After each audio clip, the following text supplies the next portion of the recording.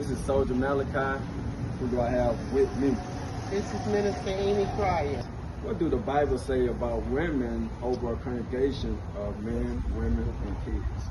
Okay, I know which scripture you want to go to about women should exert authority over a man, but I also believe that women can be preachers in the church. And here we go. 1 Corinthians chapter 14, verse 34.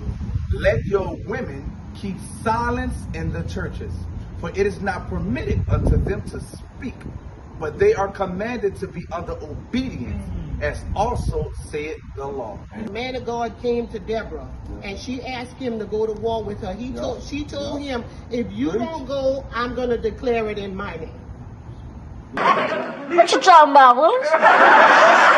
Judges chapter 5 and verse 9. Come on. It's about the border. Pay attention. My heart is toward the governors of Israel. Yeah.